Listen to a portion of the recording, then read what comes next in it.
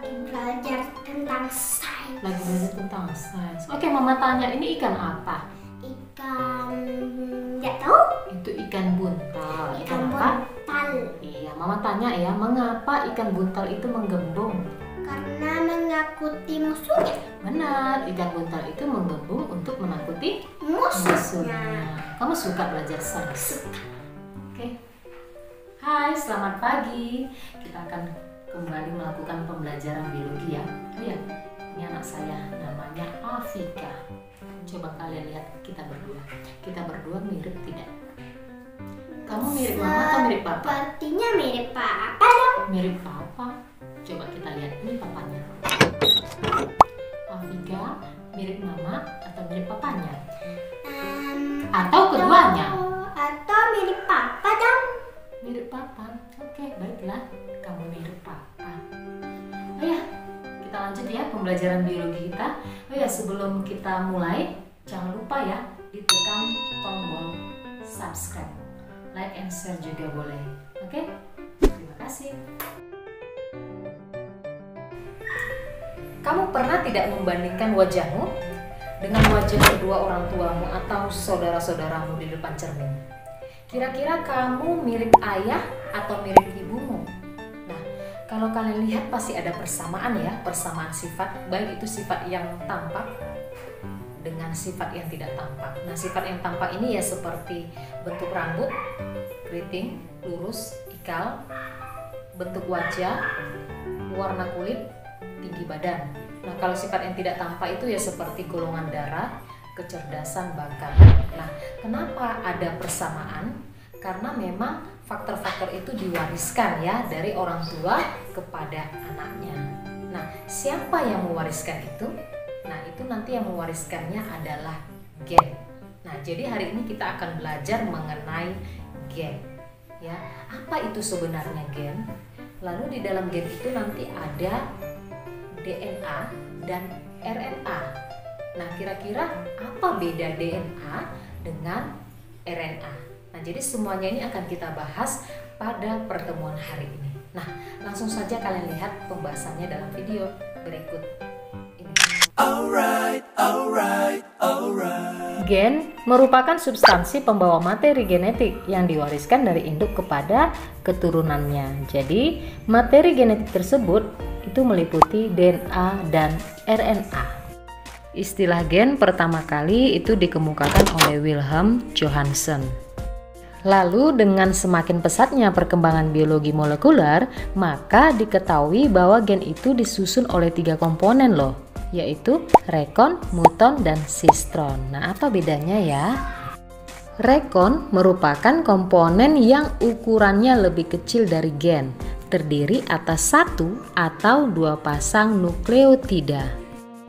Muton adalah komponen yang tersusun atas lebih dari 2 atau beberapa nukleotida. Nah, sedangkan sistron adalah komponen yang tersusun atas ratusan nukleotida. Kemudian 2 orang peneliti yaitu Jacob dan Monod melakukan penelitian dengan menggunakan bakteri Escherichia coli. Nah, hasil penelitian mereka adalah penemuan gen struktural dan gen regulator. Apa ya perbedaan antara kedua gen tersebut? Kalau gen struktural adalah gen-gen yang membentuk mRNA, sedangkan gen regulator adalah gen yang mengontrol atau mengawasi gen struktural. Nah, jadi dia disebut juga sebagai gen pengatur. Gen regulator yang letaknya sangat dekat dengan gen struktural yang diawasinya disebut gen operator. Jadi gen operator dan gen struktural bergabung atau terkoordinasi menjadi sekelompok gen yang disebut dengan operon. Oh ya, kita lihat dulu bagaimana sifat gen ini ya. Ya, jadi gen itu sifatnya antara lain sebagai berikut. 1. Gen sebagai jarah tersendiri yang terdapat di dalam kromosom. 2. Gen mengandung informasi genetik. Dan ketiga, gen dapat menduplikasi atau menggandakan diri pada peristiwa pembelahan sel. Pembelahan sel itu yaitu mitosis dan meiosis ya, untuk membentuk gen yang serupa sehingga dapat menyampaikan informasi genetik kepada generasi berikutnya. Oh ya, kamu tahu nggak di mana letak gen itu? Jadi kan ada sel nih, dalam sel itu kan ada inti sel. Nah, dalam inti sel itu kan ada kromosom. Lalu dalam kromosom itu ada gen. Nah, kamu tahu nggak di mana letak gen dalam kromosom? Nah, nanti ada tempat tertentu yang namanya lokus gen. Jadi di lokus itulah gen-gen itu tersusun dengan rapi, ya. Kemudian gen-gen pada lokus yang sesuai itu nanti disebut namanya alel. Kalau kita lihat dengan mikroskop elektron ya, dapat diketahui nanti bahwa gen-gen itu terletak secara teratur di sepanjang serabut-serabut tipis melingkar di dalam kromosom. Itulah tadi yang disebut dengan lokus. Nah, kemudian gen itu berukuran sekitar 4-50 nanometer. Jadi, fungsi utama gen itu adalah untuk menyampaikan informasi genetik kepada generasi berikutnya dan mengatur perkembangan dan metabolisme individu. Lalu, bagaimana sih sebenarnya susunan pada gen itu? Oke, ini dia penjelasannya. Ini dia susunan pada gen. Jadi gen itu terdiri dari DNA dan RNA seperti yang sudah disampaikan di awal. Kita bahas satu persatu ya. DNA ditemukan pada tahun 1869 oleh seorang ahli kimia dari Jerman yaitu Friedrich Miescher.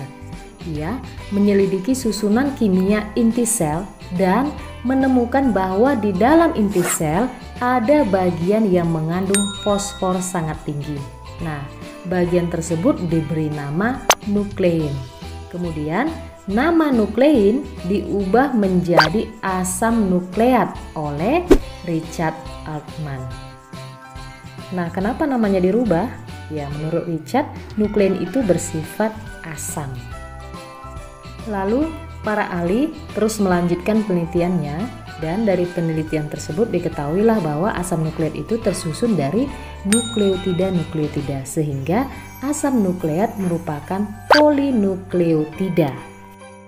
Satu nukleotida itu terdiri atas nukleosida dan fosfat. Nah, nukleosida itu terdiri atas satu gula pentosa dan satu basa nitrogen, yaitu basa purin atau basa pirimidin. Basa nitrogen yang termasuk basa purin yaitu adenin disimbolkan dengan huruf A dan guanin dengan G. Sedangkan basa nitrogen yang termasuk basa pirimidin yaitu sitosin disimbolkan dengan huruf C dan timin disimbolkan dengan huruf P. Seperti ini rumus bangun untuk macam-macam basa nitrogen ya. Ini dia. Lalu, basa nitrogen tersebut nanti akan tersusun secara berpasangan ya. Jadi guanin G hanya dapat berpasangan dengan sitosin C atau sebaliknya. Sedangkan adenin A hanya dapat berpasangan dengan timin P atau sebaliknya. Kemudian antara dua basa nitrogen yang berpasangan itu dihubungkan oleh ikatan hidrogen yang lemah. Jadi G dengan C itu dihubungkan oleh 3 ikatan hidrogen, sedangkan A dengan T itu dihubungkan oleh 2 ikatan hidrogen. Jadi jangan sampai tertukar ya pasangannya ya, tidak boleh ya. Jadi yang perlu kamu ingat bahwa penyusunan DNA itu bersifat umum untuk semua makhluk hidup. Artinya DNA untuk semua makhluk hidup itu tersusun oleh bahan yang sama, yaitu gula deoksiribosa, kemudian fosfat dan basa nitrogen yang sama ya. Nah, dari tadi kita bicara DNA, kamu tahu nggak seperti apa bentuk atau model DNA itu? Nah, ini dia seperti ini ya. Jadi struktur DNA itu dikemukakan oleh Watson and Crick. Jadi menurut mereka DNA itu merupakan pasangan polinukleotida yang berbentuk tangga tali yang berpilin atau tangga spiral ganda. Nah, ini dia gambarnya. Nah, ini berdasarkan analisis fotodifraksi sinar X yang dilakukan oleh Watson and Crick ya. Kalau kita lihat gambar, jadi DNA itu tersusun atas unsur berikut. Yang pertama, gula dan fosfat itu sebagai induk atau ibu tangga ya. Jadi bagian pinggir yang dipegang dari tangga itu loh. Kemudian yang kedua, basa nitrogen. Nah, itulah yang sebagai anak tangga ya. Nah, sekarang kita lihat bagaimana replikasi DNA. DNA mempunyai kemampuan autokatalitik dan heterokatalitik. Bedanya apa? Nah, kalau dia autokatalitik itu adalah kemampuan DNA untuk membentuk DNA baru yang sama persis dengan DNA asal. Sedangkan heterokatalitik adalah kemampuan DNA untuk membentuk molekul kimia lain dari salah satu atau sebagian rantainya. Replikasi DNA adalah pembentukan duplikat DNA. Nah, ini berlangsung pada sel-sel muda saat interfase pada pembelahan mitosis. Kemudian proses replikasi DNA ini melibatkan beberapa enzim ya, diantaranya yang pertama itu enzim helikase. Nah, ini berperan untuk mempermudah membuka rantai ganda DNA menjadi 2 buah rantai tunggal. Kemudian ada enzim polimerase. Nah, ini berperan untuk menggabungkan deoksiribonukleosida trifosfat. Nah, apa itu? Deoksiribonukleosida trifosfat ini merupakan unsur penyusun rantai baru. Kemudian ada juga enzim ligase. Nah, ini berperan untuk menyambungkan bagian-bagian rantai tunggal DNA yang baru terbentuk. Cara replikasi DNA itu ada 3, yaitu yang pertama replikasi semi-konservatif, yang kedua replikasi konservatif, yang ketiga adalah replikasi dispersif. Oke, kita bahas satu persatu ya. Replikasi semi-konservatif yaitu DNA memisahkan diri menjadi 2 rantai yang terpisah. Nah, kemudian masing-masing rantai itu akan mendapat pasangan rantai baru seperti pasangan yang lama, sehingga terbentuklah 2 DNA yang sama persis. Replikasi konservatif, nah ini DNA yang lama tidak berubah, sedangkan DNA yang baru akan langsung terbentuk. Kemudian replikasi dispersif itu adalah DNA yang lama terputus-putus. Nah, kemudian potongan-potongannya kan memisah nih. Selanjutnya potongan yang satu dengan potongan yang lainnya dihubungkan oleh potongan DNA baru, sehingga terbentuklah 2 DNA yang sama persis. Dari ketiga model replikasi DNA tadi, nah setelah dilakukan penelitian untuk mengetahui cara replikasi DNA yang dilakukan oleh Taylor dan kawan-kawan pada tahun 1957, kemudian diperkuat oleh Matthew Michelson dan Franklin Stahl pada tahun 1958. Nah, jadi beberapa ahli biologi sebagian besar menyimpulkan bahwa cara replikasi DNA itu yaitu dengan cara semi-konservatif.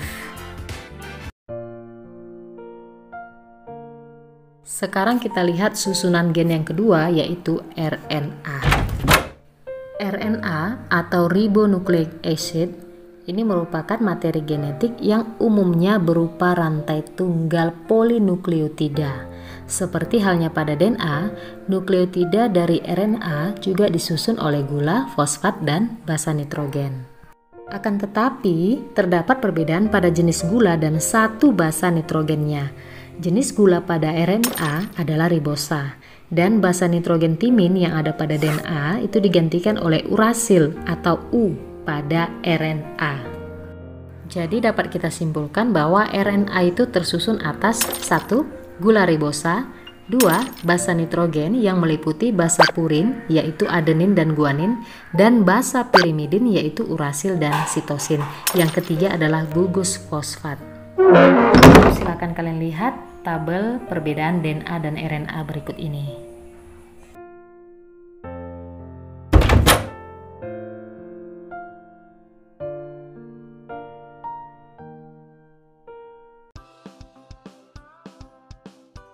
Berdasarkan tempat dan fungsinya, RNA itu dibedakan menjadi 3 macam ya.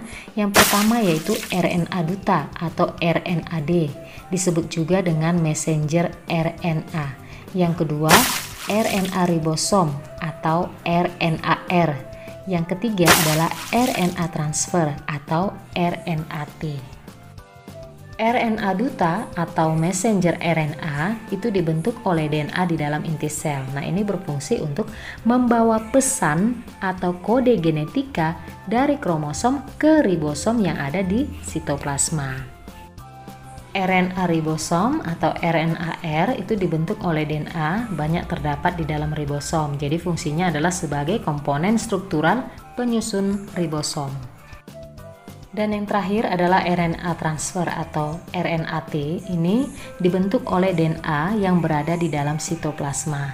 Nah, jadi fungsinya adalah untuk membawa asam amino satu persatu ke ribosom yang kemudian disusunlah menjadi protein.